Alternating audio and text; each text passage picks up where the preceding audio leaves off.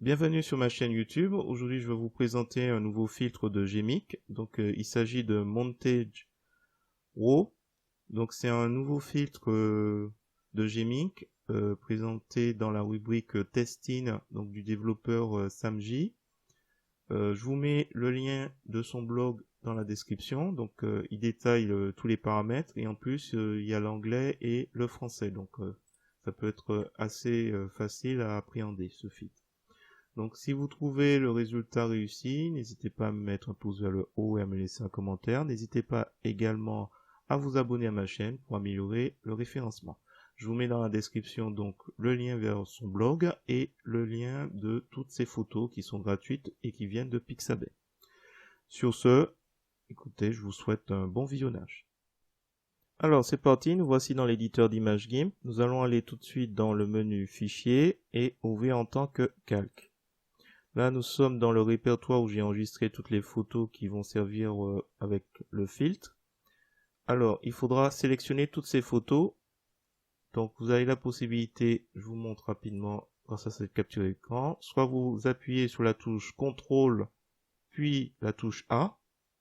Donc, il faudra, vous êtes ici, vous faites CTRL A et tout est sélectionné d'un coup. Ou, deuxième possibilité, ça c'est la touche, donc l'encadré vert, la touche Shift. Vous cliquez une fois, vous appuyez sur la touche Shift et vous cliquez sur la dernière image de votre liste. Une fois que c'est fait, vous cliquez sur le bouton Ouvrir et tranquillement, il va charger toutes les images qui vous intéressent. Donc là, une fois que c'est fait, vous allez dans le menu Filtre, Gmic Qt, je vous mets le lien dans la description, c'est un plugin gratuit, ainsi qu'une vidéo si vous souhaitez l'installer. Et là, nous allons nous diriger sur le filtre Montage Raw, alors que vous trouvez dans la thématique Always Entize de Samji, le développeur, qui se trouve dans la rubrique Testing. Donc, si vous souhaitez le retrouver plus rapidement, vous tapez Montage et vous allez sur Raw, ici. Donc là, nous avons une proposition. Je vais juste mettre les paramètres par défaut. Normalement, quand vous arrivez la première fois sur ce filtre, vous avez juste cette présentation. Première chose, dans la partie entrée et sortie, vous mettez All pour tous les calques. Comme ça, vous avez chargé tous les calques. Ça dépend bien sûr du nombre que vous avez mis. Donc là, il vaut mieux mettre un nombre supérieur ou égal au nombre de calques que vous avez chargé, nombre d'images que vous avez chargées.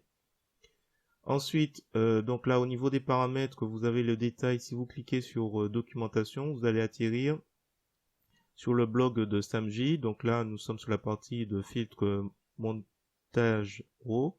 Donc il vous explique un peu les différents paramètres. Là, on va juste les survoler rapidement. Donc là, on choisit les calques qui vont figurer au niveau des sélections. Les calques du bas vont changer de place par rapport aux calques du haut. Donc ça change un peu le sens. Qu'est-ce qu'il y a entre autres? Là, c'est la hauteur. Donc là, si je change mes hauteurs proportionnelles, ben, du coup, cette image qui est en format orientation portrait va sortir du lot. Je vais le remettre comme il était tout à l'heure. Là, vous avez au niveau des pixels dimension. Donc, alors, pixels dimension, c'est la largeur, la largeur. Donc, on va rester plutôt sur quelque chose de raisonnable. 2000 en largeur. Là, nous avons contour pixel, donc là, le contour de chaque image, donc on peut augmenter un peu, pour que ça apparaisse un peu plus.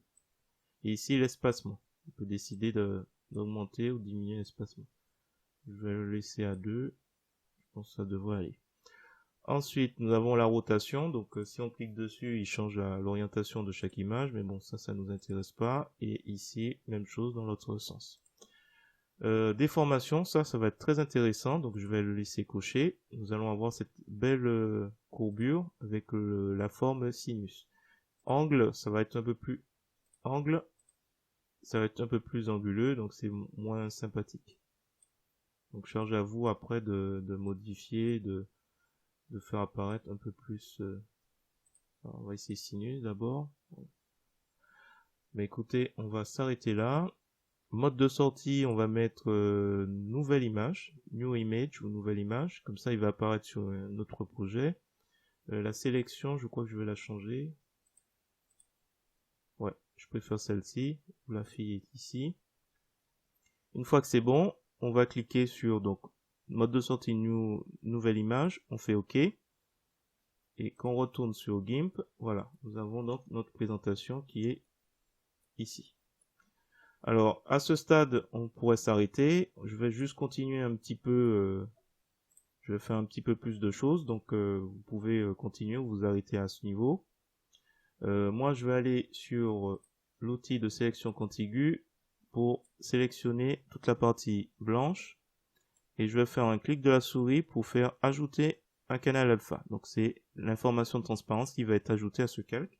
Ce qui me permettra soit je vais cliquer sur le bouton supprimer ou del, ou soit je vais être en édition effacer pour avoir une transparence en arrière-plan.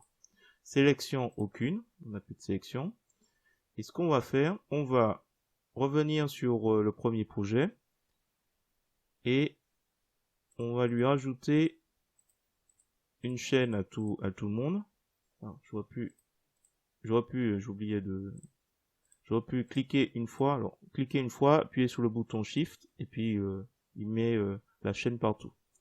Alors, ce que je vais faire, c'est simplement dans Calque, transformation, et on va changer l'orientation en miroir, pour qu'il soit dans l'autre côté. Et je vais rejouer, répéter Gmic. Donc, il va rejouer les paramètres que j'ai déjà sélectionnés. Et donc, du coup, on a cette image, cette fois-ci, dans l'autre sens. Donc, même chose que tout à l'heure. On va faire, donc là, on a toujours la sélection contiguë qui est actif. On clique, il sélectionne. Je fais un clic droit de la souris. J'ajoute un canal alpha. Je vais dans édition, effacer. Et là, maintenant, nous avons notre calque en transparence. Alors, je vais dans sélection aucune. Je vais faire un glisser et je vais aller sur mon ancien projet et je vais le déposer. On va le descendre pour qu'il coïncide avec en dessous. Voilà. Là, on voit pas tout, donc ce qu'on va faire, on va faire image et on va faire ajuster le canevas au calque. Voilà. Alors, plusieurs choses. On va cliquer, donc on va mettre celui-là, c'est qui? C'est celui du dessus. Limite, je vais mettre haut et je vais mettre ce canal au-dessus et lui, je vais mettre reflet. Et on va créer un calque blanc qu'on va glisser juste en bas. Donc l'idée c'est que le reflet, on va réduire un petit peu l'opacité. Vous avez le choix, on peut s'arrêter déjà là. On va revenir sur ce calque blanc qu'on va renommer sol. Et on va lui mettre, donc là on remet les paramètres par défaut, noir et blanc. On va sur dégradé. Et on va sélectionner donc forme linéaire. Donc blanc vers noir. Je vais faire juste ce petit tracé. Pour vraiment donner une impression de profondeur. Donc là c'est bon. Le reflet, je vais juste le diminuer. Alors vous avez la possibilité de faire un clic droit de la souris, ça c'est toujours possible. Clic droit, alors je reprends. Sur reflet, clic droit de la souris, ajouter un masque de calque, blanc opacité complète. On fait ajouter. Vous prenez le pinceau. Vous faites en sorte que ce soit noir la couleur de premier plan, active. Et vous pouvez placer, on va réduire un peu la brosse, on va prendre une dureté de 25. Une taille qui convient. Vous pouvez vous amuser à comment dit-on, à passer juste le rebord pour qu'on ait vraiment plus cette là je suis allé un peu fort, donc si jamais on va un peu fort on peut revenir en arrière. Bon là c'est le problème, ça vient d'ici.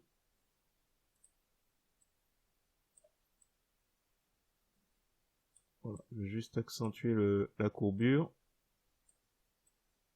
et ici aussi on y va doucement. Voilà. Et là, le reflet, on va réduire encore opacité.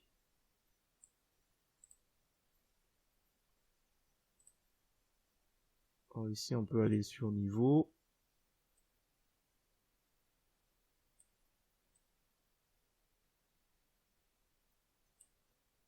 Valider.